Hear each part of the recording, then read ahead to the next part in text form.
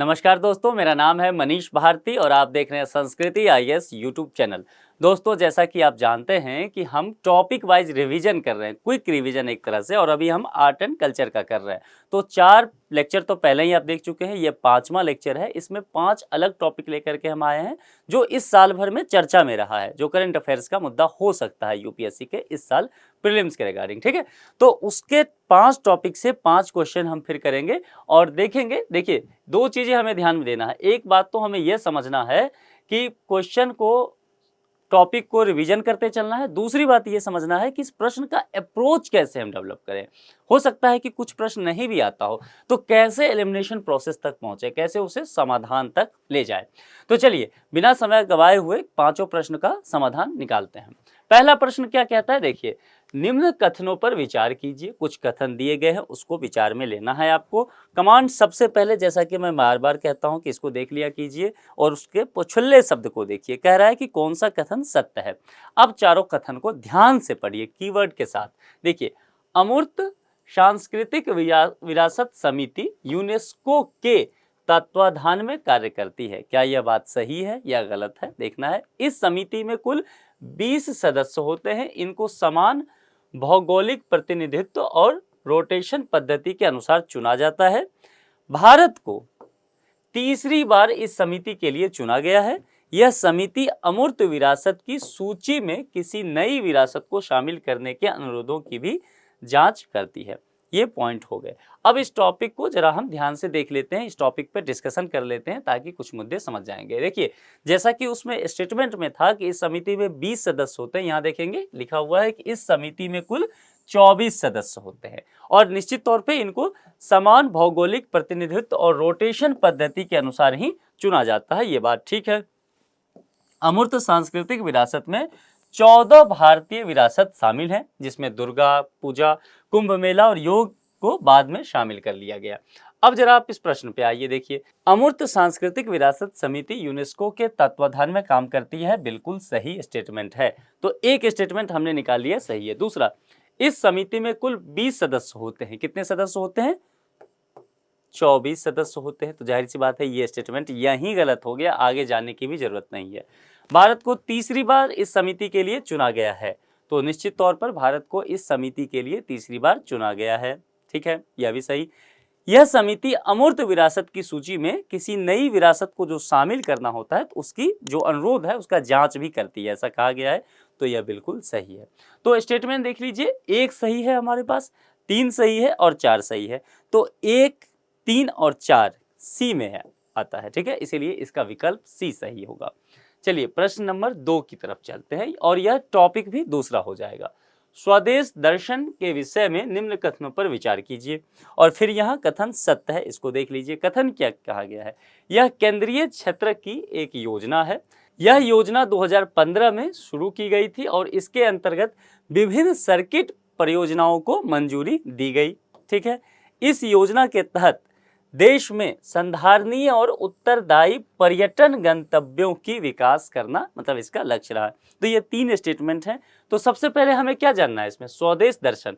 यदि इस योजना को हम समझ जाते हैं तो हम समझ जाएंगे कि इसका स्टेटमेंट क्या कहता है। देखिए, केंद्रीय क्षेत्र की यह योजना है केंद्र सरकार के द्वारा, तो यह तो समझ गए। 2015 में इसकी शुरुआत की गई थी, ठीक बात है। और सर्किट परियोजनाओं को मंजूरी देती है। उद्देश्य क्या रखा गया है? देश में संधारणीय और उत्तरदायी पर्यटन गंतव्यों को विकास करना इस योजना का, स्वदेश योजना का, स्वदेश दर्शन योजना का उद्देश्य है। केंद्र और राज्य और केंद्र शासित प्रदेशों को सर्किट्स की अवसंरचनाओं के विकास के लिए वित्तीय सहायता भी दी गई है। किसके द्वारा? केंद्र द्वारा ये सहायता दी जाती है। और हाल ही में स्वदेश दर्शन 2.0 भी शुरू कर दिया गया है, इसीलिए यह मुद्दा क्या है? चर्चा में आ गया है। तो अब हम बढ़ते हैं फिर से प्रश्न की तरफ। यह केंद्रीय क्षेत्र की योजना है, तो निश्चित तौर पर यह केंद्रीय क्षेत्र की योजना हो जाएगी। चलिए, यह योजना 2015 में शुरू की गई थी, तो निश्चित तौर पर शुरू की गई थी। इसका दूसरा स्टेटमेंट क्या कहता है? इसके अंतर्गत विभिन्न सर्किट परियोजनाओं को मंजूरी दी गई थी। तो बिल्कुल सही बात है। कई स्टेटमेंट क्या होगा, उसमें दो पार्ट होंगे, तो संभव है कि एक पार्ट सही हो, दूसरा पार्ट गलत हो जाए। इसमें दोनों ही पार्ट सही हैं, तो इसको सही मानेंगे। ठीक है, तो ध्यान से पूरे प्रश्न को देखिए। ये नहीं कि यहाँ देखा 2015 में शुरू की गई थी, चट टिक लगा दिया यहाँ, नहीं, आगे बढ़ गए। बिल्कुल दूसरे स्टेटमेंट को भी, दूसरा जो पोर्शन है उसको भी सही से पढ़ लीजिए। इस योजना के तहत देश में संधारणीय और उत्तरदायी पर्यटन गंतव्यों की विकास करना इसका एक उद्देश्य था। तो निश्चित तौर पे यह उद्देश्य था, यानी कि तीनों ही कथन जो है यह सत्य है इस प्रश्न का। अब देखिए, अगर तीनों ही कथन सत्य हैं तो यहाँ पर तीनों कथन, सिर्फ डी विकल्प कहता है कि उपरोक्त सभी कथन सही हैं, तो इसका जवाब क्या हो जाएगा, डी। तो दो टॉपिक हमने देख लिया। अब तीसरे टॉपिक पर चलते हैं, और उसमें भी यही कहा गया है प्रश्न में कि निम्नलिखित कथनों पर विचार कीजिए। कुछ प्रश्न दिए गए हैं, और यह जो प्रश्न है जीआई से संबंधित है, जीआई टैग से संबंधित 3 कथन दिया गया है, और कथन सत्य पर को पहचानना है। भौगोलिक संकेतक यानी कि जीआई टैग किसी उत्पाद की पहचान उसकी विशिष्ट भौगोलिक उत्पत्ति से जोड़ता है। किससे? विशिष्ट भौगोलिक उत्पत्ति। जीआई केवल 10 वर्ष के लिए पंजीकृत होता है, यहां ध्यान रखना है अवधि पे, और डब्ल्यूटीओ द्वारा सभी देशों, मैं बार बार कई लेक्चर में आपको कहा हूं कि जहां केवल, सभी, ये जैसे ऐसे शब्द हो ना, वहां रुक जाना है। तो यहाँ देखिए, सभी देशों के स्थानीय उत्पादों को जीआई टैग दिया जा सकता है, ये विकल्प दिए गए हैं। इससे पहले हम चलेंगे कि जीआई टैग के बारे में समझ लेंगे। देखिए, भौगोलिक संकेतक जीआई किसी उत्पाद की पहचान उसकी विशिष्ट भौगोलिक उत्पत्ति से जोड़ता है, ठीक बात है। और ये 10 वर्ष के लिए पंजीकृत भी होता है, और फिर समय समय पे इसकी अवधि को बढ़ाया जाता है यदि ये जरूरी लगता है तो। और डब्ल्यूटीओ के ट्रिप्स कानून के अंतर्गत सदस्य देशों के ही स्थानीय उत्पादों को जीआई टैग मिलता है। दो चीज ध्यान रखिए यहाँ पर, एक चीज तो कि स्थानीय उत्पादों की बात की गई है, और सदस्य देशों की, जैसा कि उसमें सभी देशों की चर्चा की गई थी स्टेटमेंट में, तो यहाँ पर सदस्य देश जो होंगे डब्ल्यूटीओ के, उसको ही यह जीआई टैग दे सकती है। भारत में जीआई टैग माल का भौगोलिक संकेतक रजिस्ट्रीकरण और संरक्षण अधिनियम 1999 द्वारा विनियमित किया गया था। चूंकि जीआई टैग जो है पिछले कुछ दिनों में काफ़ी चर्चा में रहा है, इसीलिए इस अधिनियम को अच्छे से पढ़ के जाइएगा। ये ट्रिप्स कानून क्या होता है डब्ल्यूटीओ को, इसको डिटेल से पढ़ के जाइएगा। और जीआई रजिस्ट्री कार्यालय चेन्नई में स्थित है, यह तो एक स्टेटमेंट हो गया। चलिए इस प्रश्न का समाधान ढूंढते हैं। भौगोलिक संकेतक जीआई किसी उत्पाद की पहचान उसकी विशिष्ट भौगोलिक उत्पत्ति से जोड़ता है। क्या लगता है आपको, यह स्टेटमेंट सही है? तो हम पाते हैं कि निश्चित तौर पर यह स्टेटमेंट जो है सही है। दूसरा, जीआई केवल 10 वर्ष के लिए पंजीकृत होता है, तो बिल्कुल सही बात है, 10 वर्ष के लिए होता है, फिर बाद में इसे बढ़ा दिया जाता है यदि जरूर लगता है। डब्ल्यूटीओ द्वारा सभी देशों के स्थानीय उत्पादों को जीआई टैग दिया जाता है, ये बात सही है कि डब्ल्यूटीओ द्वारा स्थानीय उत्पादों को जीआई टैग दिया जाता है, लेकिन सभी देशों पर इसका अधिकार अधिपत्य नहीं है। किन पर है? तो जो डब्ल्यूटीओ के सदस्य देश होंगे उसके स्थानीय उत्पादों पर जीआई टैग दिया जाता है। तो यह कथन गलत हो जाएगा, क्योंकि यहाँ सभी लिखा हुआ है। देखिए पूरा स्टेटमेंट है, यदि आप जल्दी जल्दी में पढ़ लेते हैं तो आपको सही नजर आएगा। जैसे एग्जाम में आया, प्रेशर बहुत ज्यादा है, क्वेश्चन सॉल्व करने हैं, काफी प्रेशर में आप पढ़ेंगे, 2 क्वेश्चन ऑलरेडी सही हो गया, 2 स्टेटमेंट। यहाँ डब्ल्यूटीओ द्वारा सभी देशों को स्थान टिक मार दिया आपने, और पता चला यहाँ सभी छूट गया।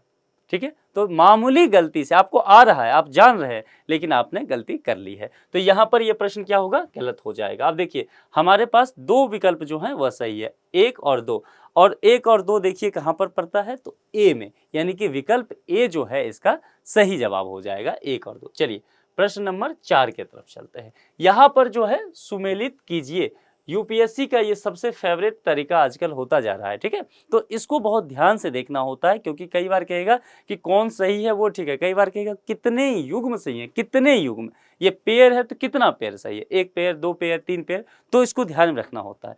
यहाँ फिर से जीआई टैग की बात की गई है, और क्षेत्र किससे संबंधित है। अब गौर कीजिए, यहाँ पर जीआई टैग से संबंधित इस लेक्चर में हमने 2 प्रश्न लाया है। इसका मतलब है कि जीआई टैग इस बार एग्जाम के लिए बहुत महत्वपूर्ण होने वाला है, काफ़ी चर्चा में रहा है। तो देखिए कुछ चीज उत्पाद हैं जिसको जीआई टैग दिया गया है हाल ही में, और किस क्षेत्र से वो संबंधित हैं, यदि वह सही है तो पहचानना है। कितने युग्म सत्य हैं इसकी बात नहीं कहा गया है, कहा गया है कौन से युग्म सत्य है। तो देख लीजिए, पुरंदर अंजीर क्या महाराष्ट्र से, तंदूर अरहर गुजरात से संबंधित है या नहीं, खुबानी लद्दाख और गमोशा उड़ीसा से संबंधित है या नहीं। इसको समझने के लिए एक मैप देखिए, भारत का मैप, ठीक है। अब यहाँ पर समझ लीजिए कि हाल फिलहाल में क्या है, पिछले एक साल से जीआई टैग लगातार चर्चा में रहा है। लगातार चर्चा में अर्थव्यवस्था और भौगोलिकरण को तो लेकर के रहा ही है, लेकिन इसके अलावा जीआई टैग पिछले एक साल में राजनीतिक वजहों से भी चर्चा में रहा है, खींचातानी चलती रही है इसको लेकर के। इसीलिए इसका बहुत ज़्यादा महत्वपूर्ण हो जाएगा इस बार एग्जाम के लिए। अब देखिए सुर्खियों में रहे जीआई टैग के कौन कौन से स्थान हैं उसके बारे में समझ लीजिए। सबसे पहले कहाँ चलते हैं, तो लद्दाख चलते हैं। हमारा सिरमौर है लद्दाख, तो लद्दाख में जो खुबानी है उसे जीआई टैग यहाँ दे दिया गया है। जम्मू और कश्मीर में कश्मीर जो पश्मीना है उसे जीआई टैग दिया गया है। आपको ध्यान रखना है कि लद्दाख और जम्मू कश्मीर जो अब है अलग अलग राज्य है 370 हटने के बाद। और महाराष्ट्र जो है अलीबाग के सफ़ेद प्याज और पुरंदर अंजीर, इसे जीआई टैग दिया गया है। यहाँ पर फिर समझिए असम की बात की जाती है, तो असम में गमछा आप देखते होंगे रेड कलर का, और यहाँ पे थोड़ा और ज़्यादा डार्क रेड रहता है, तो गमछा को, जिसको वहाँ पर गमूशा या गमोशा भी कहते हैं असमिया भाषा में, तो उसे भी जीआई टैग दिया गया है। तेलंगाना के तंदूर अरहर को जीआई टैग दिया गया है। यहाँ बच जाता है बिहार राज्य, बिहार में मिथिला मखाना को जीआई टैग दिया गया है। यानी कि जो बिहार में जो एक हिस्सा है मिथिला, उत्तरी भाग मिथिलांचल का, वहाँ मखाना की खेती काफ़ी अधिक होती है, तो उस एरिया को मिथिला मखाना कहते हुए वहाँ भी जीआई टैग दिया गया है। यहाँ पर आपको ध्यान देना है, मिथिला मखाना को लेकर के काफ़ी राजनीतिक विवाद रहा था, क्योंकि बिहार सरकार जो है इसको बिहार मखाना करके पहले प्रस्तावित की थी इस नाम देने के लिए, लेकिन जब मिथिलांचल के लोगों का काफ़ी विरोध हुआ तो बाद में इसे बदलाव करके बिहार सरकार ने प्रस्ताव दिया कि मिथिला मखाना कर देना है। तो इसीलिए ये टॉपिक काफ़ी चर्चा में अब रह गया है, तो संभव है यहीं से प्रश्न यूपीएससी उठा के डाल दे, इसीलिए आपको ध्यान से इन सब चीज़ों को देखना है। केरल के भी जो कई प्रोडक्ट हैं इसको लेकर के विवाद रहा था, देख लीजिए।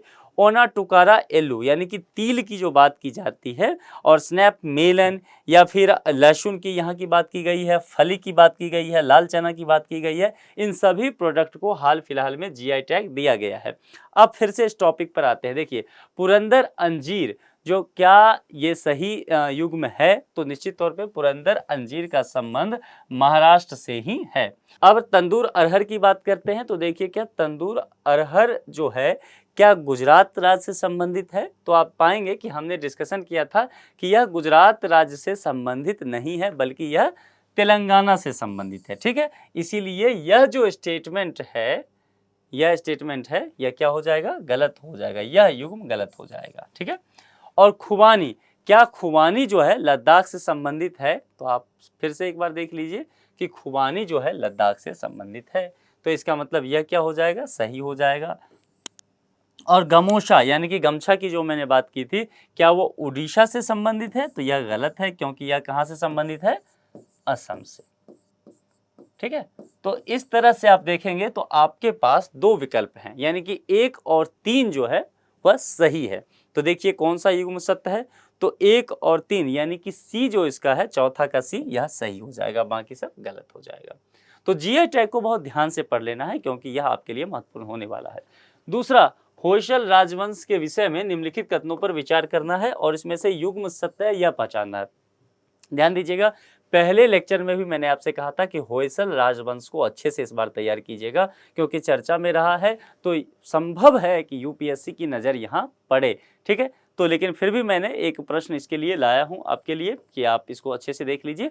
होयसल राजवंश स्वतंत्रता से पूर्व चालुक्य साम्राज्य के अंतर्गत कार्य करते थे। देखना है सही है या गलत। यहाँ जाति प्रथा, देवदासी प्रथा और स्वैच्छिक रूप से सती होने की प्रथा प्रचलित थी। होयसल शासन काल के दौरान लोग शैव, वैष्णव, जैन और बौद्ध धर्म का पालन करते थे। यहाँ के प्रशासन में महिलाओं को विशेष महत्व नहीं दिया जाता था। गलती से ऐसा नहीं पढ़ देना है कि यहाँ के प्रशासन में महिलाओं को विशेष महत्व दिया जाता था, नहीं दिया जाता था, इस बात पे रुकना है। और कौन सा युग्म सत्य है उसको देखना है। अब सबसे पहले हम होयसल राजवंश के बारे में थोड़ा सा पढ़ेंगे। होयसल राजवंश स्वतंत्रता से पूर्व चालुक्य साम्राज्य के ही सामंत हुआ करते थे, और निश्चित तौर पर इस राजवंश में आपने आर्ट एंड कल्चर में पढ़ा होगा कि जो जाति प्रथा है या देवदासी प्रथा है या अपनी इच्छा से महिलाएं जो सती हुआ करती थी यहाँ पर प्रचलित था। और इस राज्य में जो रहने वाले लोग थे वो शैव, वैष्णव या फिर वहाँ बौद्ध धर्म, जैन धर्म को भी माना करते थे। यहाँ पर जो स्टेटमेंट था कि क्या महिलाओं को विशेष महत्व दी जाती थी, नहीं दी जाती थी, स्टेटमेंट में था, ऐसा नहीं है, वो गलत है। इस राजवंश की एक खासियत थी कि यहाँ पर महिलाओं को विशेष महत्व दिया जाता था। शासन प्रशासन में भी इनकी भागीदारी हुआ करती थी। कन्नड़ और संस्कृत भाषा का यह प्रयोग होता था। अर्थव्यवस्था कैसी थी? तो कृषि आधारित थी, यानी कि प्राथमिक क्षेत्र की अर्थव्यवस्था यहाँ थी।